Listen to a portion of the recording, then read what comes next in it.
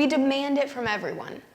Our doctors, our teachers, the news media, from everyone we talk to. We want to know the truth. However, when personally faced with life's challenging questions, do we approach our own assertions with the same level of scrutiny that we expect from others? The time we are currently living in has been labeled by some as a post-truth era, in which decisions are made based on emotions rather than facts. Perhaps this is because we're not examining the evidence for ourselves. Perhaps in certain areas of life, we have lost the belief that truth can even be found. So students, go ahead and ask your hard questions. Search for lots of different evidence and examine it critically. You never know what we might find. As a creationist, I decided to hold my beliefs up to the lens of science and logic, looking critically at what I believe. I went on the internet and found interviews with famous evolutionists and creationists. I read several books on the topic and listened to radio broadcasts and podcasts. After all this, I'm still a creationist, but please allow me to show you how I arrived at my conclusions and share with you my journey of separating fact from assumption. For years, it seemed to me that the theories of evolution were just accepted as fact. Scientists said the Earth was billions of years old, and we students would just have to trust the textbooks. Everywhere I went, the Museum of Natural History, the dinosaur ride at Disney World, even my virtual assistant told me that the Earth was billions of years old. Siri, how old is the world? Let me check on that. The age of the Earth is about 4.54 billion years. I had talked to lots of kids in my school who were evolutionists, but they didn't really know why they believed what they believed. I realized I wasn't any different, and that I believed in creation without being able to explain the science behind my worldview. So I started investigating, and found that the age of the Earth is a fundamental difference between the two theories. If the Earth is only a maximum of 10,000 years old, as creationists claim, then evolution would never have had time to take place. Thus, scientists on both sides are constantly looking for evidence to validate their dating. Because this topic can be so broad, I had a hard time knowing where to begin. One thing I've always been taught in school is that we can prove the Earth is 4.5 billion years old by a radioactive decay dating system. The problem is, I didn't know how that worked. So I went on a journey, not just to understand radioactive decay dating, but any dating methods that will point to the age of the universe. I finally found a lecture by Dr. Andrew A. Snelling explaining radioactive decay dating. Here's what I learned. In rocks, scientists can find two different types of atoms, stable and unstable. The unstable ones have too many neutrons in their nucleus. Because all atoms want to become stable, they decay by ejecting a few subatomic particles from their nucleus, converting them into a stable atom of a different element. This process is called radioactive decay. Basically, what scientists are trying to calculate from these rocks is how long ago there were no converted atoms. In laboratories, scientists can test how fast one original atom deteriorates into a converted atom. For example, the atom uranium-235 is unstable, so it deteriorates into lead-207. Scientists say they can calculate the age of a rock or fossil by looking at the amount of lead-207 in it. If they rewind time at the same rate uranium-235 is currently deteriorating into lead-207, they should reach a time when no lead-207 was in the rock, and thus the time the rock came into existence. This is only the basic idea, but understanding it helped me identify three assumptions being made.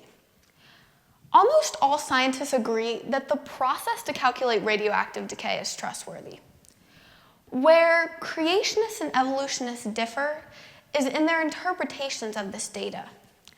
Evolutionists make the assumption that the rate of radioactive decay has been consistent throughout all of history. This assumption can't be verified without observing the rock since its beginning. Secondly, evolutionists are assuming that all the stable atoms in the rock are only the result of radioactive decay. They are assuming there was no contamination and that the rock was essentially a closed system. However, that doesn't line up with what we know about nature today. Groundwater moves through rocks and changes things around. Most rocks and fossils are not in closed systems. The last assumption is that there were no converted atoms in the rock to begin with, otherwise known as inheritance. Let me give you an example of inheritance. If you're as old as my dad is, you may remember the eruption at Mount St. Helens in 1986. Well, during this eruption, a new lava dome formed on top of the mountain. Samples of the rock from this new lava dome were taken in 1996, just 10 years after we know the rock was formed. Using the dating method of radioactive decay, the laboratories found that the rock was 0.35 million years old. How is that possible? Well, the rock had inherited excess argon in the eruption that had adversely affected the dating process. So, catastrophic events can definitely skew radioactive decay dating. After this, I thought to myself, if radioactive decay is not reliable to give us the age of the Earth, then what is? Another way I found to calculate the Earth's age is by observing comets. Comets are made up of dust and ice and orbit through our solar system. There are essentially two different types of comets, but the types that help us date the solar system are called short-term comets. We can test them because they come back repeatedly, like Halley's Comet. Both evolutionists and creationists agree that comets came into existence at about the same time as our solar system, and that no new comets have been added. What makes this applicable is that comets are actually crumbling away. Every time they pass the sun, the solar winds knock some ice and dust off them, and then they go around their orbit and do it all again. If these comets are 5 billion years old, as some date our solar system, then there should be no short-term comets left, because they would have deteriorated long ago. Short-term comets only have a lifespan of about 10,000 years. So, why do we see them today?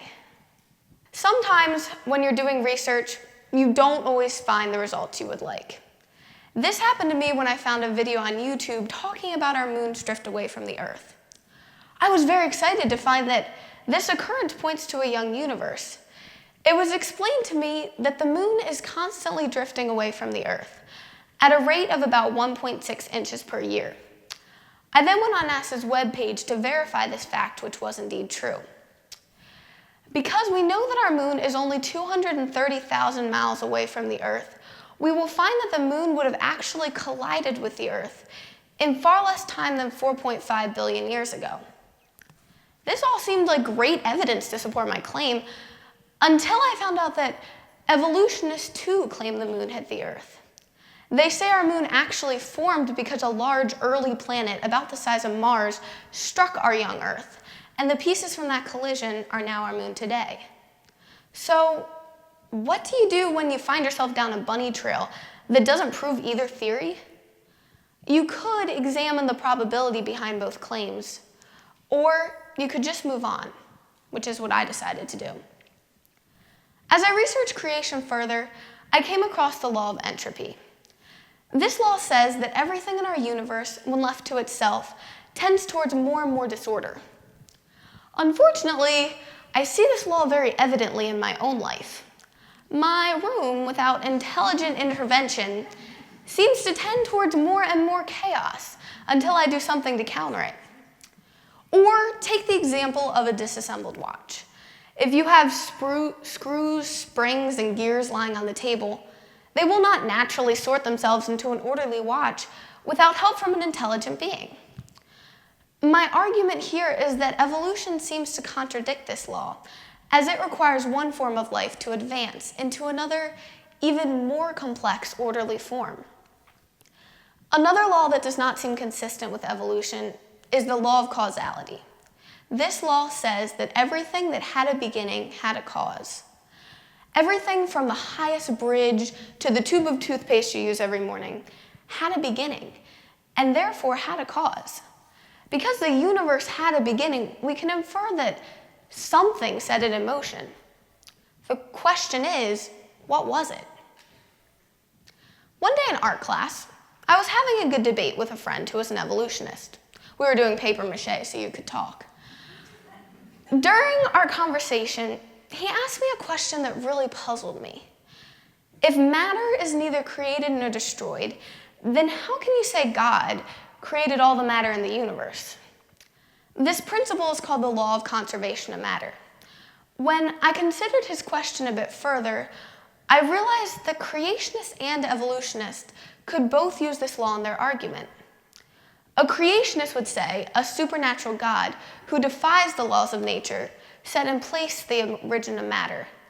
And an evolutionist would say that time began and the laws of nature were produced at the time of the Big Bang, a theory prescribed to by Stephen Hawking.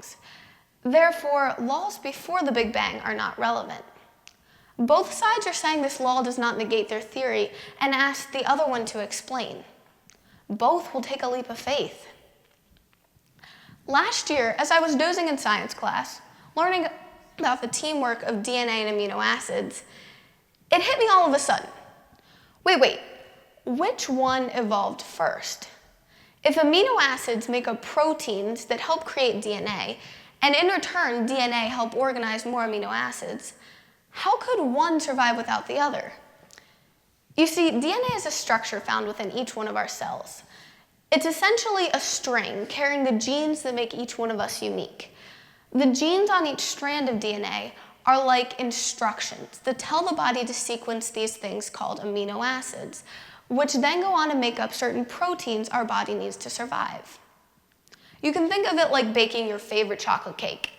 You need a recipe to follow, and then you need ingredients. In order to get the delicious end result, you must follow the recipe exactly by combining ingredients in just the right order. DNA is the recipe that sequences the ingredients' amino acids. Only after the amino acids have been ordered correctly will we get a very specific protein. These proteins then go on to make up certain things our body needs to survive.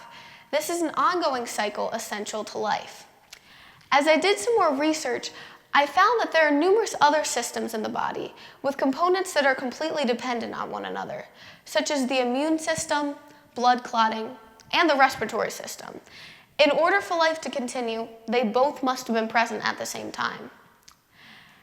As I did more research on DNA, I found another dilemma.